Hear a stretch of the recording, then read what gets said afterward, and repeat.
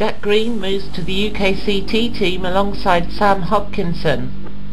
Sam's former teammate John Brennan has teamed up with Dustin Dawes in the new UKCT Blue team. Welcome to round 5 of the Sim Touring Car Cup at Aston Cadet. This 30-lap race will start with Victor Szabo in pole position. Championship leader Chris Redman is in 4th, and Championship number 2 Jack Green is in 7th place. Third place driver Thomas Arends won't be starting today, but has agreed to do the commentary with us. Let's take a look around the track now as we're on board with Alan Smithy and his XRT coming up to Moss Corner at turn 1. This is the best overtaking opportunity on the circuit. You'll see lots of passes here. It's quite an easy corner to get right, and then there's a little glass down up to the second corner, which is the Jones Bend. This is an S-bend, and again you can overtake here or finish manoeuvres that you started at the last corner.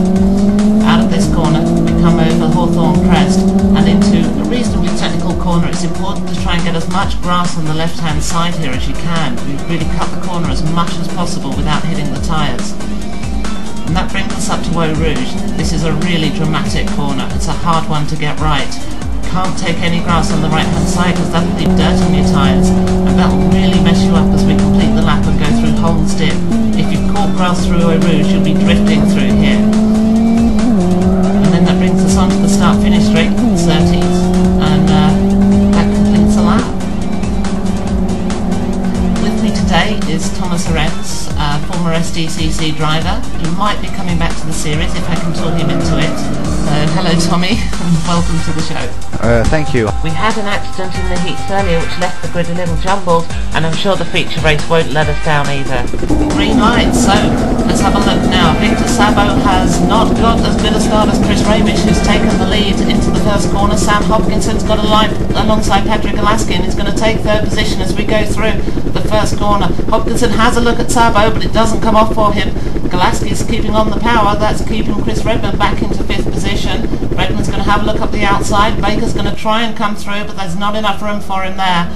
And it's Ramish leading, Szabo second, Hopkinson third, and it's Galaski's having a look at Hopkinson. Dustin Dawes goes across the grass there at the back of the pack. Galaski's trying to pass Hopkinson now to retake third position, and Redman's right up the back bumper of Galaski to try and get the move through, but Hopkinson's kept on the power and has kept third position, so already the leaders pulling out a little bit of a gap over Hopkinson, what with him battling away with the cars behind him as we're on board with Jack Green completing the first lap, right up the tail of David Horvath. Bit of a traffic jam going on there as we come up to 30s for the first time. So Ramish leads, Szabo second, Hopkinson third, Redman, Galaski and Baker all side by side and mixing each other. Yep, we've got Redman through to 4th position. Galaski's going to try and hold off Baker. Baker's going around the outside of Galaski, and can he keep the power down? Galaski's got the better drive out of the corner, but Baker's going to have a look through into the next bend, which I've forgotten the name of, into Jones, and it's Baker who comes out in front. Well, Ramish in the lead, decently there on Szabo. Hopkinson right in front of Redman. Look, Redman's right at the back of Hopkinson now. Yeah. He's going to take a move shortly, probably as we come through 30s. Redman is really pressuring Hopkinson now. You can see him taking a defensive line into Holmes Dip. Hopkinson obviously feeling the pressure of the championship lead right behind me. Jack Green goes wide. That's allowed Galaski through, and one of the mirror cars, that was Pinola, I believe. So Green lost 2 places there. Yeah. Probably caught grass as he went through Eau Rouge, and that's what's made him go wide through Holmes Dip. As Redman goes round the outside of Hopkinson. Hopkins, can he hold off? Because Redman just gets the better drive all the way through the corner. Hopkinson completely run-footed. That's allowed the Brit through. So Redman, really nice move there from Chris Redman. That was fantastic, and that third place is his done and dusted. I don't think Hopkinson will come back from that. Lots of contact in the midfield. Green getting a little bit sideways there. It's Horvath a bit too close to him there. As we're seeing a replay of Alan Smithy going off the first turn. He's had taking the national track. Yeah, absolutely. Looks to me like you put a few wheels on the grass, and then once you've got the wheels on the grass, you can't brake and slow up for the corner. Here's Berens, really close. Yeah, he's having a look for David Horvath, and Horvath has gone off. Horvath has gone off through Eau Rouge. There's contact with Berens as they went through the corner, and that sent Horvath off onto the grass, and he'll be now down in last position.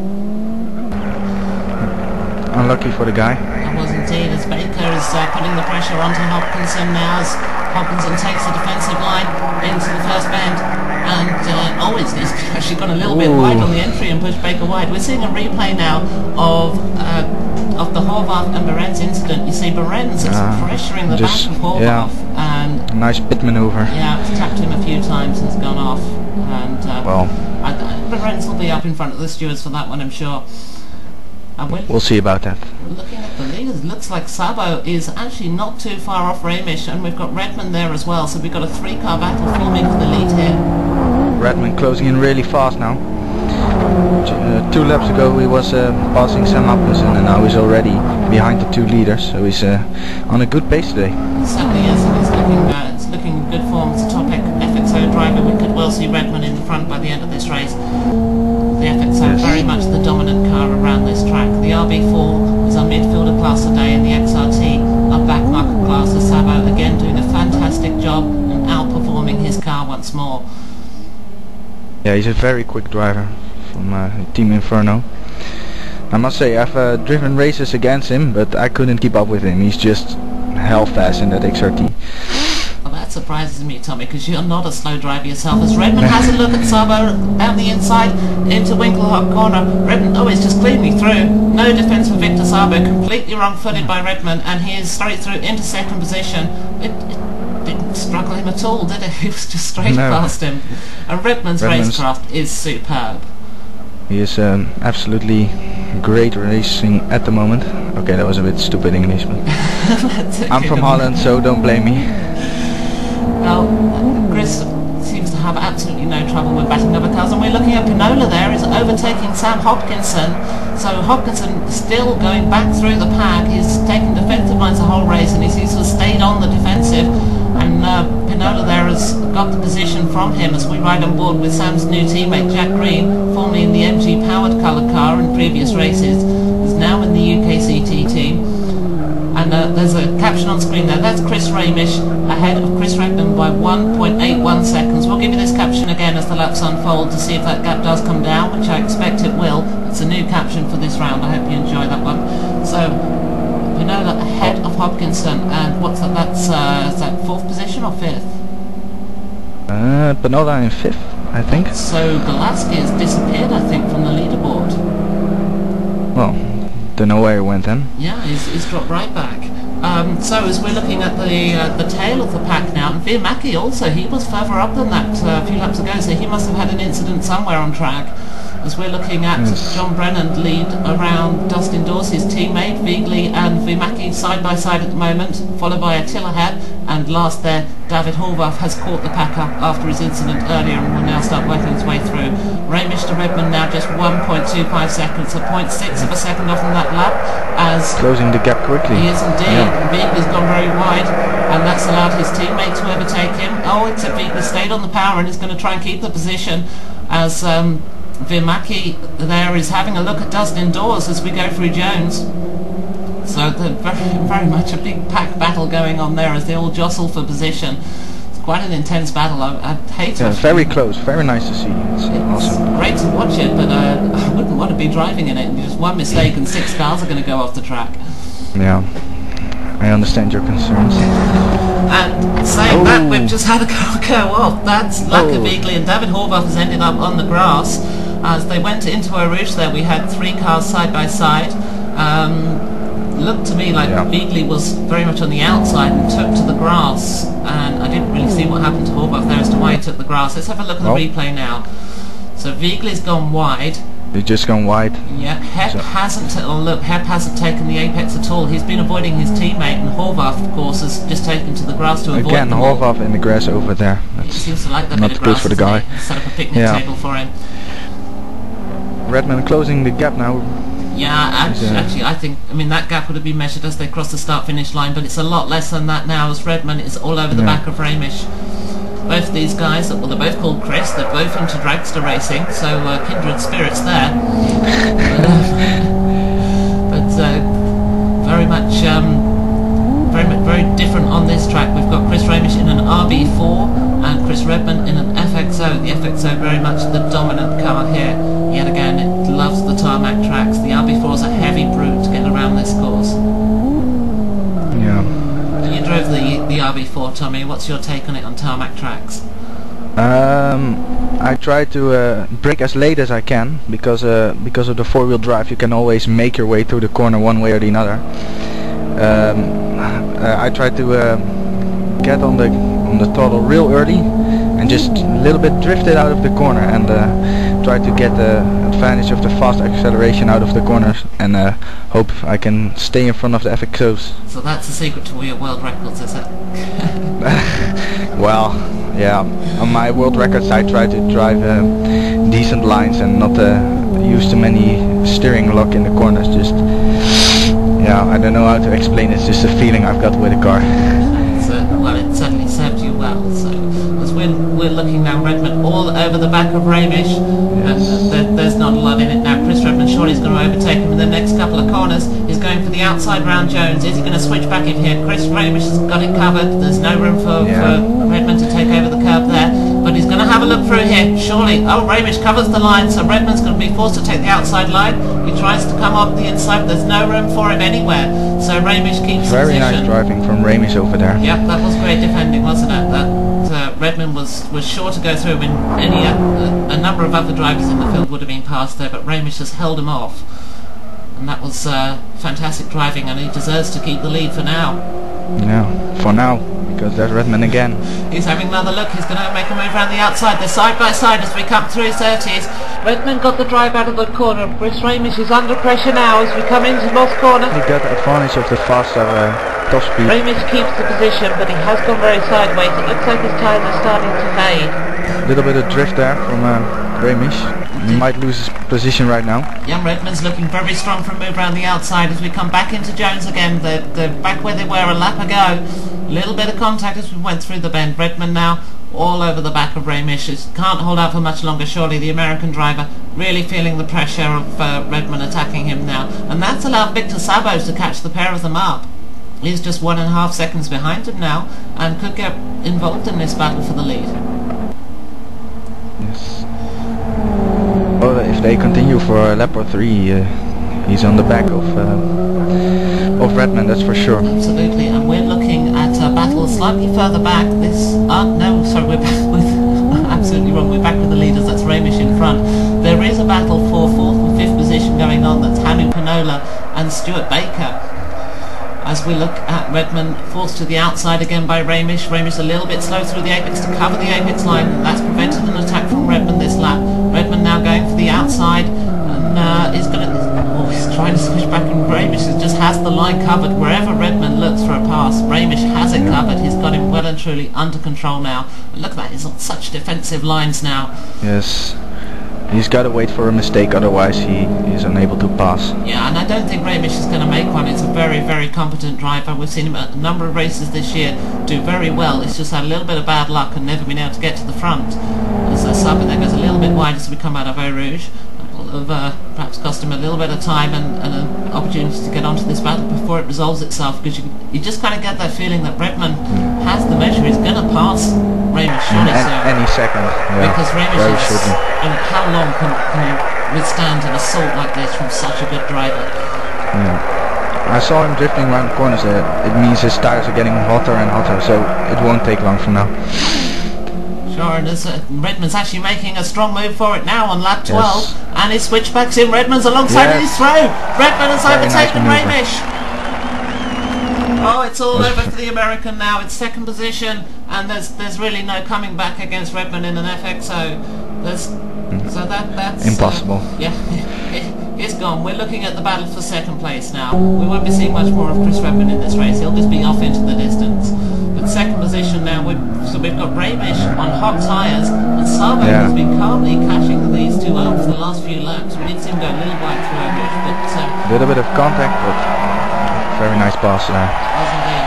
So now Ramish is going to feel the onslaught of Victor Sabo from Team Inferno, the Hungarian driver, all up the back of him, and is looking to make a pass good now. As actually the top five, look at that caption there, the top five just 3.6 seconds apart, which just goes to show that battle has congested the leaders back up again, and we're going to see a bit of a battle unfold here as the drivers behind Salt and Sills out. Pinola still all over the back of Baker. As Sabo goes behind Salt and Sills, and Hanu Panola is going to make a move around the outside. He's going to as we reach lap 14. And looking there, Golaski has definitely got a problem. He's retired, actually. He's not showing up on the leaderboard at all. He's 15th place there. And looking at the timing screens, he's not recording any sector times at all. So Golaski is out of the race. We'll try and find out what happened to him a little bit later on. As we look at Victor Sabo and Ramish, and then behind them, Baker and Pinola. And this is, behind them, this is Hopkinson, we've got Berens and Jack Green in the second of the UKCT cars there. So Green and Berens duking it out, and Hopkinson holding them up a bit, I think. So we've ended up with a nice 3-car train here as Green goes for the inside and Berens. You should get the pass now. Yeah, that's going to be cleanly through as we go into the first time Moss Corner. And indeed it is. Oh, but Green's over. He's missed the apex. That's given Berens a run back at Green. Berens going to have a look now as we go back through Jones. Green's has the inside line though. He's managed to get the better drive out of the corner. And Berens ultimately passed in that, but Green almost didn't make that stick by slipping wide at the apex. And that very nearly cost him the place.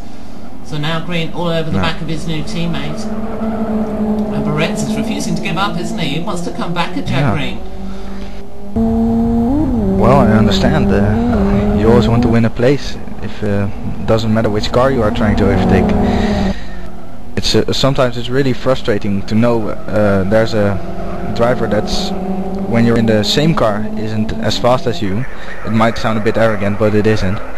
But when you're in the RB4 and someone in FXO is driving in front of you, it's very frustrating sometimes, because you know you're faster than him, but you can't go faster because you're in a slower car. Absolutely. I mean, Jack Green is second position in the championship. He is a quick driver, but he was being held up there by his teammate, giving Berens the opportunity for him to pass. But that as well, for the last couple of races, Jack Green really hasn't had the opportunity to put in the track time and practice properly for the STCC races. As we're looking on board now with Berens trying to come past Sam Hopkinson, taking a much tighter line through Winklehock Corner, but no opportunity to pass there. So I think Jack Green's going to pull away from these two now, and we'll be left with a good RB4 battle here between Hopkinson and Berens. Hopkinson should be fun to watch. Yeah, Hopkinson's been slipping back through the field. I mean, he qualified in, fourth position behind Patrick Golaski. And he's just been slipping back from the start. I think he'd sort of got into a defensive mindset and hasn't really sort of said, okay, I can stop defending now and start driving my own race. He's basically staying defensive lines on the whole track, as he's had a queue of cars behind him, one after the other. And again, they're taking a very defensive line. Bjorn Berens, great talented driver in the RB4. Sam Hopkinson is much more experienced in the GTR cars before the start of this season, but he's really started to come to form in the RB4 and is starting to get the knack of it. And I think as the season unfolds, we might see Sam a little bit closer to the front, a little more often. He did, after all, qualify 4th today, so it shows there's some potential there. As Berens takes a look as we go through Eau Rouge, Berens on the inside as we enter. Sam Hopkinson stays on the power, and contact through Eau Rouge. That was really beyond Berens' corner. Miracle they don't both go off. Yeah, well, I think Berens as we're looking at Baker taking Sabo for third position. Baker has the inside line on Victor Sabo, and he's going to go through. Pinola there trying to hug the back of Baker's car to get through as well, but Sabo has that covered, and Sabo's coming back at Baker. And Baker has the position. Pinola now right at the back of Baker to try and get the position as well. Sabo's wrong footing on the outside, but he's got the better drive out of the corner again. So Baker keeps the position, gets the position. Sabo has fended off Pinola. So 1 out of 2, I suppose, ain't bad. As we come through Eau Rouge, Baker into 3rd position, Sabo 4th, and Pinola still in 5th Sabo was lucky there. He was in an XRT because it has such a fast acceleration. He could out-accelerate both cars. And Baker's gone wide as we go through Holmstead. That's given Sabo a bit of an opportunity, and he's now in the tow of Baker, and he's got the momentum on him as we come down 30s. Sabo is making a pass back at Stuart Baker, so don't say an XRT can't overtake anyone. There you have it, Victor Sabo passing Stuart Baker and reclaiming his 3rd position. And is that going to be an opportunity for Pinola to pass? He's not quite in the right position, is he? As Stuart Baker comes back onto the line and follows Victor Sabo again, but Baker is not getting it quite right yet, a little bit scruffy, and but has managed to keep the position and fends off Adam Pinola one more time. I think overtaking in an RB4 is one of the hardest things in the STCC. you're the slowest. You're in the car with the slowest top speed, so it's really difficult to get a hold of the slipstream and try and overtake. Well, I think if any drivers in the STC could do it, it would be yourself and Hamid Pinola. Hamid extremely talented, and I don't think it'll bother him too much that it's an FXO in front of him. It just makes it a little bit harder to play. It's Hamid Pinola. Yeah. Of course. The guy has won an STCC race already. He won the round 2 event. Yeah. So, well, yeah, the Rallycross, of course, it's RB4's home. RB4 loves the dirt track, so absolutely. But I mean, we see Hanu up the front in a lot of the heat races on the STCC, and the season hasn't quite come together for him in terms of the championship. He is in 5th position, some 17 points behind Chris Redman. So it's within striking distance, and he's sort of up there and fighting. And a little more luck, a little qualifying goes his way a little more often, then I think we'll see Hanu Pinola in the fight for the championship. I certainly hope so, because he deserves it. He's got the skills. Absolutely. I mean, when you look through the drivers in the STCC, when you look at the FXOs and you think, yeah, Chris Redman, class of his own, great driver in the FXO. Although we do have some new drivers coming on board next round who might pose a challenge to him, so we'll see what happens. Tommy Kayula is another great FXO driver in the STCC. Unfortunately, he's not here today. And you look at the XRTs, and with Victor Sabo, it's just leagues ahead of everyone. And Patrick Lasky is a great driver. David Horvath is a great driver. We've seen some great racing from them when they've been near the front. Victor Sabo, it's not a case of when he's near the front. He's always near the front. Yeah. And then the RB4s. Well, it was you and Hanu. You're gone. Don't leave us, Tommy. Well, I might come back. Yeah, if you did. But another driver, of course, who's in scintillating form today is Chris Ramish. He seems to have got his tyres under control now that Redman's sprinted off into the distance, and is keeping Sabo very much under control. Behind him, though, Baker and Pinola, the three of them, they're a little bit spread out at the moment, but there's nothing in it really, and I think we're going to see some action there before the race is done. Yeah, but most likely, yeah. Pinola, they're very close to Baker as they go through Jones and down towards Winklehog. Not really close enough for a strike yet. Looking a little further back, Bjorn Brent has passed Sam Hopkinson for 7th position. So lap 22, and we ride with the leader. They'll just have to sit and wait for each other to make a mistake, and then try to strike on the back straight. Yeah, absolutely. This is the passing opportunity here. Pinola's got a good run out of the corner there. He could be in a position to strike Baker by the end. He's in the slipstream. But Baker just has the drive out of it, doesn't he? The FXO just too dominant for an attack this night. I don't want to say too fast, but if you drive it well, it's just the fastest car in town, Yeah, absolutely. But it's the fastest car, but it's stuck behind an XRT that it's unable to overtake at the moment, and that's going to give Pinola the opportunity to pass Baker. And Baker is a good driver, is a quick driver, and that does make it very difficult to pass him if you're in an RB4. But Baker is behind Sabo, and that creates opportunities, because Baker can't go any quicker than an XRT is going at the moment. Yes. Through our ridge one more time, the car lifts off the ground, slams down, and grounds out against the tarmac, through Holmes Dip again, car bottoms out. Right on the back there. Yeah, but I think it's going to be the same problem as last lap. Baker's just got the extra speed despite Pinola being in the slipstream. A little bit of lag, but you can just see him go off there.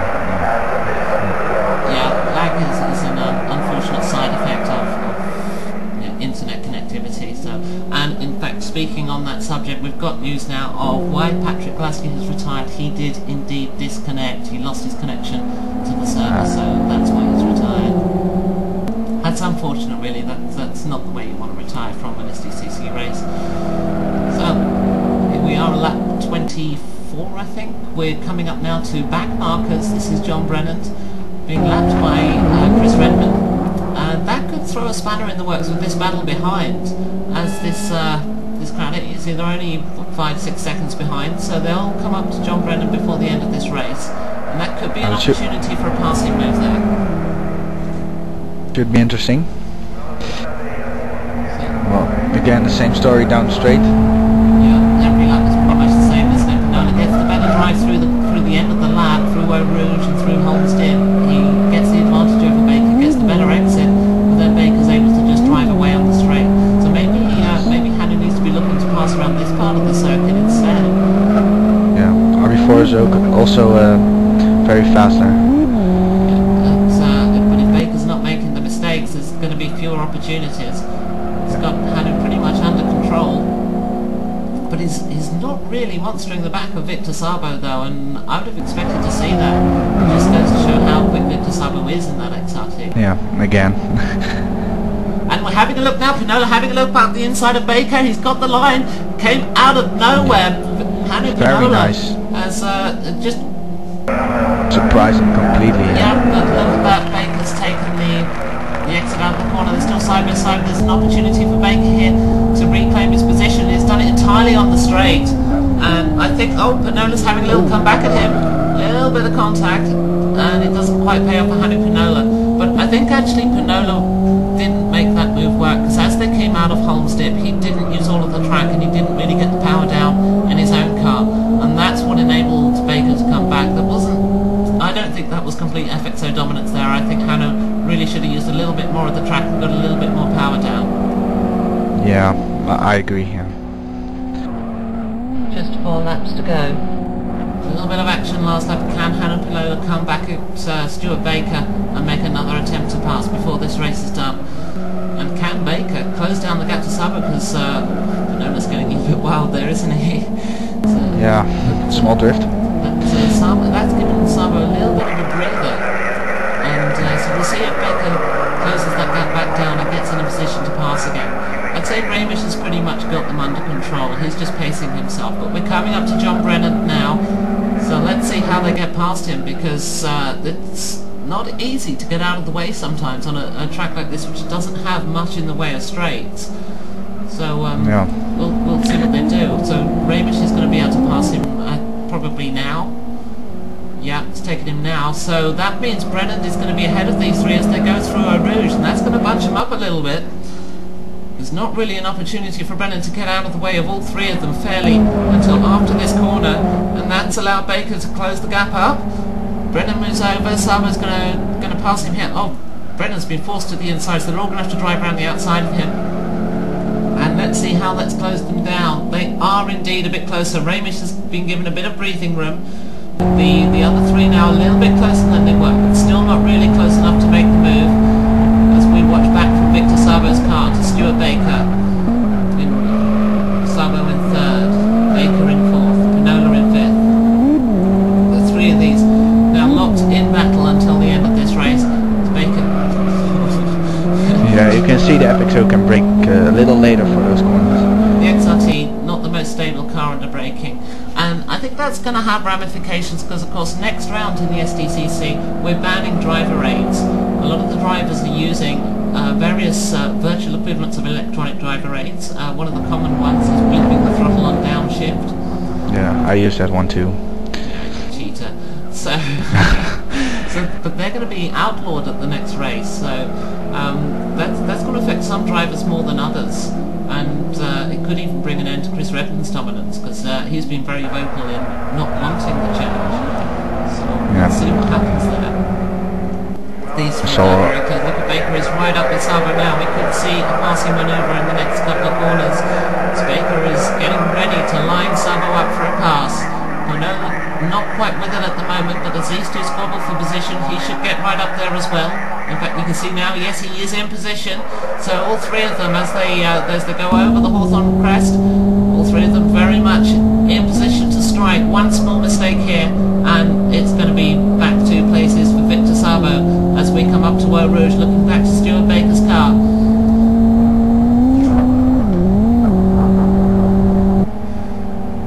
Really nice camera angle there. Indeed. So as Pinola's gone off. Oh. Pinola, he just got that completely wrong. Might be some little bit of contact there. Certainly, I mean, I think he locked the differential up under braking as we start the last lap now. So it's just between Sabo and Baker. This is the key battle on the circuit. Redman's going to take the win. Ramish will be second. Sabo is in third. Baker fourth. As Baker now tries to close back those last few meters and see if he can make a run at third position. This is a replay of Pinola. Hard to see if there was some contact, but here we go. This will show us.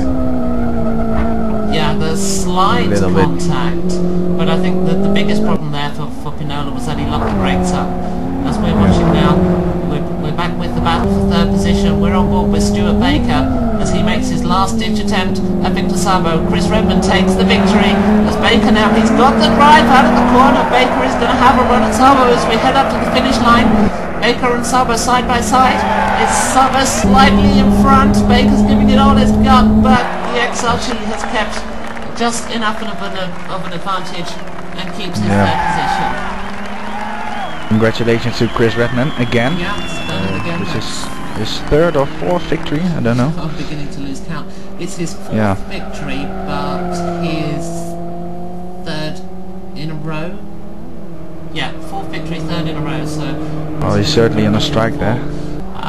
Hopefully we'll have some fresh challenges for him next race. Tom Mikhaila will be back, and we'll have a couple of new drivers who passed the STCC qualification event recently.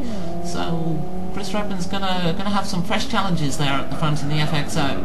And I think hopefully if Jack Green has the opportunity to get some track time in, we'll see him back at the front, because we've seen him at the front before. The first three rounds he was very competitive indeed. Johnny Picard will hopefully be back for the next race as well. So we'll see what happens. I don't think Chris Redman's going to have the easiest run. Yeah, Johnny Picard also switched teams in the meantime. Indeed, he's now with the Mercury team.